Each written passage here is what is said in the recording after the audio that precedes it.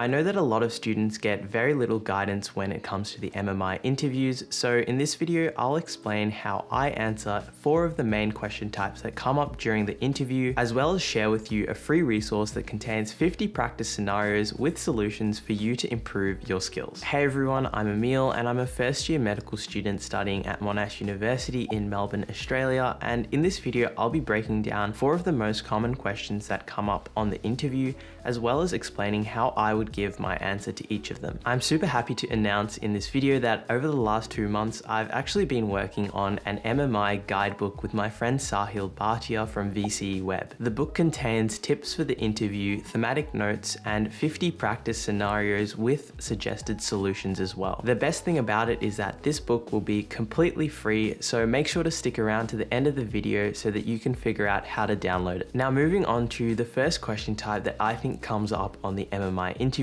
these are the dilemma questions. So these are the questions that present you with a dilemma of some sort. You might have to take an action in a certain scenario, you might have to resolve a conflict between 2 parties, or you might have to make a difficult ethical decision. Now, when answering dilemma questions in the interview, I like to follow a certain process. The first thing I usually think about with dilemma questions is I try to think about all of the possible issues that could be at hand in the scenario. I like to ask myself what I think the main issue at hand is and what any of the short-term or long-term issues could be in the scenario. After this, I like to think about the significance of each of the issues that I've thought of in the scenario. I like to rank them in my head, thinking about which issues would be most important to consider. After thinking about the significance of each of the issues, then a lot of the questions will ask you to either be taking an action or the issue will require an action to be taken. So after that point, I'll start to think about the pros and cons of each of the actions that could be taken. Once I've explained all of this thinking behind the certain decision that I might want to make in this dilemma, then I will finally decide which side I want to pick or which action I want to take. To make these steps clearer, I'm going to go through a dilemma question myself and explain how each of these steps fits into that question. So this question comes from scenario 3 from my MMI book,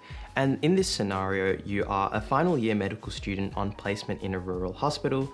A patient has come to the hospital in critical condition and the only doctor present in the hospital to treat the patient is heavily intoxicated. And this is the first time that that doctor has ever come to the hospital under the influence of alcohol, and the treating team, consisting of 3 other nurses, asks you how you would treat the patient. Now, question 1 in this scenario, do you treat the patient or not, is a very clear dilemma question. As a result, when formulating my answer to this question, what I'll do is I'll first start to think about all of the issues in this scenario. The first issue in this scenario might be that the patient is in critical condition and might need urgent medical care. The second issue in this scenario might be that the doctor is intoxicated and as a result is not competent to treat the patient. And then the third issue in this scenario might be that you're a medical student and thus you are not fully qualified to treat this patient. After now identifying the issues in this scenario, I'll start to now think about the significance of each of these issues. Ranking those issues I thought of before, I think that the most important would be that the patient is in a critical condition and therefore they could pass away if they didn't receive urgent care. The second most important in this scenario might be that the doctor is intoxicated and as a result allowing him to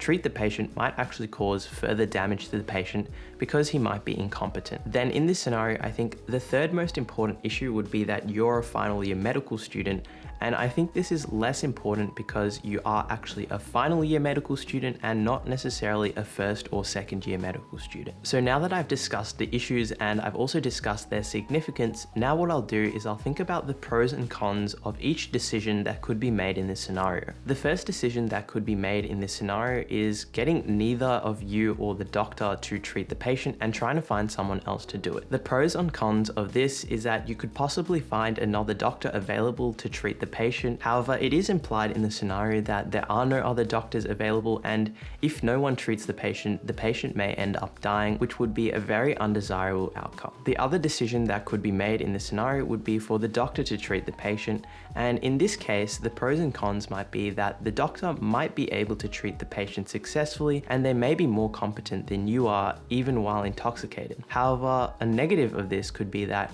the doctor might actually be less competent than you are while intoxicated, and might end up actually causing harm to the patient. Then finally, the third thing that I think might occur in this scenario would be that you treat the patient as a final year medical student, and the pros of this is that you are not intoxicated, and since you're a final year medical student, you're probably pretty close to becoming a real doctor and competent. But the cons of this is that you are still a medical student, and as a result, there might be more of a risk of you doing the procedure. At this stage, you're almost reaching the end of your answer because you've gone through all of the issues in the scenario, you've discussed why they're significant, and then you've actually gone through each of the outcomes that could have occurred and discussed the pros and cons of each.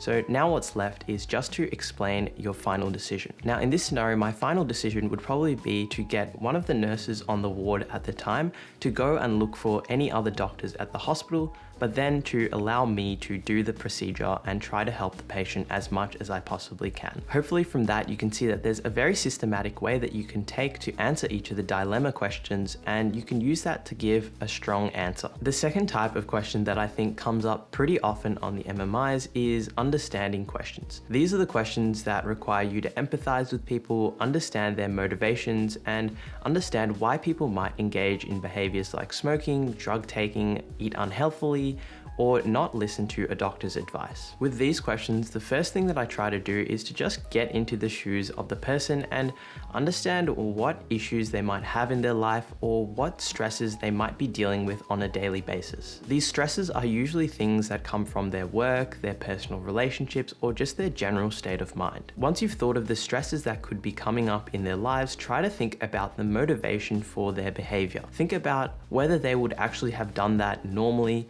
or whether something must be going on to cause them to have that behavior, what might actually be causing them to take that behavior, and what they're hoping to get out of that behavior that they're doing. After you've thought of these things, try to think of the ones that are most likely, because those are the ones that you probably want to address in your answer. Once you have all of the stresses that might be coming up in their life, and then you also think of the motivations for their behavior, then you can finally link these two and try to think of an explanation or justification for the behavior, being as empathetic as you possibly can. Again, I think it's best to illustrate this through an example, so I'll be looking at scenario 5 from my MMI book. In this scenario, it has been 3 months since you and your best friend Angeline have accepted a spot in medicine at Monash University. You both have worked really hard during school to gain entrance into the course, and you are keen to continue a lifelong friendship with him. However, they have been caught engaging in plagiarism for his first medical ethics assignment, and he will be having a meeting with the academic board, and they will decide the appropriate consequences for his actions. Question 1 is, why would Angeline plagiarize in the first place? And this is a very clear example of an understanding question. Now, following that step-by-step process I talked about before, I'll first think about what might be stressing Angeline out that might be causing him to plagiarize. In this scenario, it's very likely that Angeline might be having something going on at home. He might have personal relationship issues that might be causing him to feel stressed. Secondly, he might just be struggling with the demands of medical school, as it can be very challenging, and therefore he might feel like it's necessary to plagiarize. Then thirdly, he might just not understand the issues with plagiarism and might not understand the consequences of his actions. Now, after I've talked about the sources of stress that might be causing Angeline to plagiarize, now I'll try to think about the motivations about why Angeline might have wanted to plagiarize in the first place. Firstly, he might have wanted to plagiarize because he thought that it would be an easy way to finish his assignment and to get a decent mark. He might have also been feeling the pressure and might have wanted to score very highly and might have thought that plagiarism was the best way to go about doing that. Finally, he might have had some misguided idea that all of the people around him were plagiarizing and that he should do it too. Now that I've identified both the stresses and the motivations, then what I can do is start to think about which ones are actually more likely to have occurred, and then I can discuss them a little bit further. Here I might say that it's probably most likely that Angeline was probably feeling a bit stressed at home or with his work, or was struggling to cope with the demands of medical school, and as a result he wanted to plagiarize because he thought that it would be an easy way to deal with the ethics assignment, and he didn't actually know about the issues with plagiarism or didn't understand the consequences of his actions. Now that step there actually explains the motivations for Angeline's actions, and it's also very empathetic because it assumes that Angeline wouldn't plagiarize just for no reason, and that he probably has something going on in his life causing him to engage in this behavior. Now, the third type of question in the MMIs are pros and cons questions. These are very self-explanatory, and they also sort of overlap with the understanding and the dilemma questions, but they essentially give you some sort of issue like working rurally, implementing a complaints register, or allowing service dogs into hospital, and ask you to discuss the pros and cons of implementing a certain change. With these scenarios, the first thing that I do is I try to think of as many pros and cons as I can possibly think of. Even if they're a little far-fetched or if they're a little bit ridiculous, I still try to think of them as pros and cons so that I can actually make sure that I cover all of the bases, and I can also include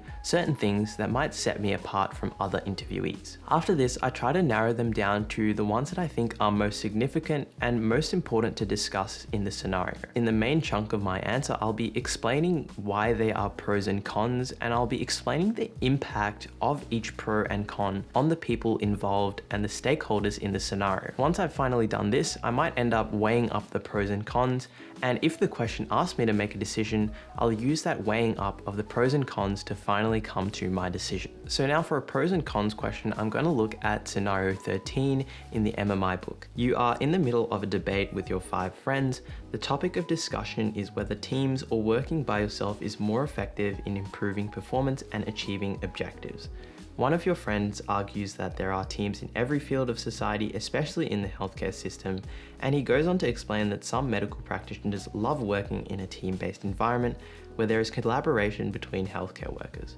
Another friend interrupts and discusses how some doctors prefer to work by themselves as they may thrive in environments where they are not distracted by their co-workers. Now, the first question in this scenario is a very obvious pros and cons question, which is explain the benefits and disadvantages of working in a team. Now, when approaching this question, the first thing that I will do is think of as many pros and cons as I can possibly think of. Now, for some of the pros of working in a team, there might be more collaboration, there might be the delegation of tasks to ensure that work gets done quicker, work in general might be completed much faster, and there can be more diverse perspectives and people of different backgrounds in your team that can allow you to have a more diverse and more inclusive project. On the con side, there might be issues in communication between team members. Then introverted people might struggle in teams because they might not be so used to working with lots of other people.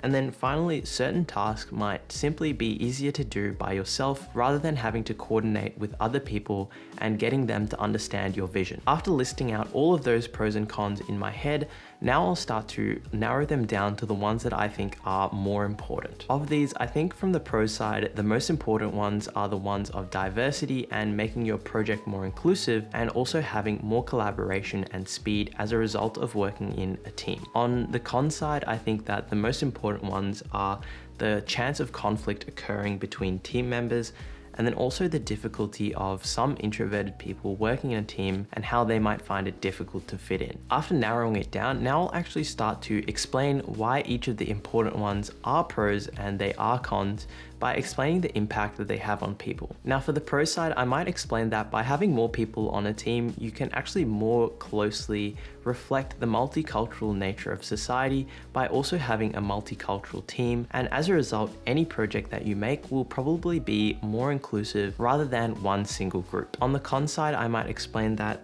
conflict can definitely arise amongst team members, and as a result, the whole team synergy might be put off and the productivity of the team could be greatly decreased. Now, after explaining those advantages and disadvantages, I might actually weigh them up against each other, and I might say that I think that the benefits of the diversity and the collaboration that occurs in team environments, I think outweighs the chance of that conflict occurring or bullying occurring in team environments. And that is why I think that working in a team is more beneficial than it is disadvantaging. By delivering your answer in this way, the interviewer will probably realize that you've actually thought very carefully about the advantages and disadvantages, And when making your decision, you've actually thought about the significance of all of the things that you've discussed. The last question type that I'll talk about in this video are the personal questions that you can get in the MMI. So you can certainly still get personal questions in the MMIs, although they can be often a little bit easier than the ones that you might get in panel interviews. However, it's still important to prepare for these questions and realize that there is a certain way that you can deliver your answer so that you can stand out from everyone else. With personal questions, the way I like to go about it is, firstly, I like to be honest. I don't like to pretend that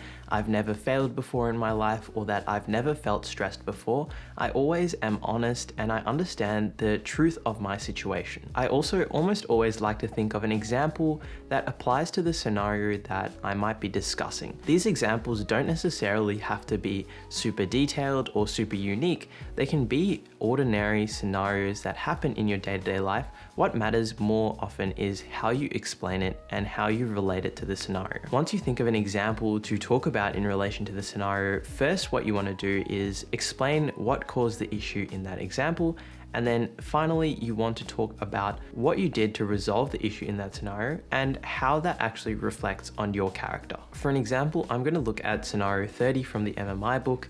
And in this scenario, you are a year 12 student who has been preparing for exams. Your school has given you multiple assignments, assessments, and exams over different subjects, and you have been feeling stressed lately. You also notice that one of your friends has become quiet and does not participate as much as you used to in class discussions. When you talk to her after class, she confides to you that she has fallen behind in all of her subjects and that she feels that she will fail the year and ruin the rest of her life. Now, the personal question you might be asked in this scenario is question 4, which is, when have you been stressed in the past and how did you deal with it? Now, following my step-by-step process from before, the first thing that I would do is I'd be honest. I'd admit that yes, there has been many times in the past where I felt stressed. I wouldn't pretend like I haven't felt stressed or that I haven't had moments where I needed to be stressed in the past. After that, I would try to think of a good example of where I might have been feeling stressed. It might be useful in your preparation before the interviews to actually think of several examples that you could bring up for scenarios like this. For example, for me, I could talk about debating rounds and how I used to get very stressed before debating rounds because I need to prepare my material. I could also talk about how I might have been feeling very stressed towards the end of year 12 exams or before the UCAT. After choosing one of these examples that might have caused me stress, I'll explain what actually caused me the stress in that situation. For the example of year 12 exams, I might say that I was feeling stressed because I wasn't as prepared as I thought I could be, and I also felt that I was being a bit overwhelmed with the amount of SACs and assessments that I was being hit with. After that, I might talk about how I actually resolved the issue. So firstly, I might say that I used my resolve to work harder. I asked my friends for help with the subjects that I was finding difficulty with, and that I also asked my teachers for help with the subjects that I was finding hard. After explaining how I resolved it, I might explain what I actually got out of that, which is that I know when I'm feeling stressed that I have friends I can rely on and that there are support systems that I have that I can contact for help when I need it. Going about the question in this way will highlight to the examiner that you are a normal person who has felt stress and that you actually do have systems in place to deal with the stress that you might feel when you feel it. Okay, so now onto the part of the video that you've probably all been waiting for, is how to access the free resource. So to access the MMI book, all you have to do is click on the link in the description or in the comments down below. And when you arrive on the page, make sure to click continue to checkout and just put in your email address. No card details are required, and continue with the checkout process and you should be able to access the book as a PDF copy. I hope that you all find the book very helpful and that you're able to use the practice scenarios to improve on your interview taking skills. I really do encourage you to share it around as much as possible. Don't gatekeep the knowledge and share the love with everyone else, as that's the main reason why we made the book free. If you appreciate the amount of work and effort I put into these videos for you guys, do make sure to drop a like on the video and consider subscribing to the channel, and make sure to check out this video if you want to see me give a full answer to a complete scenario.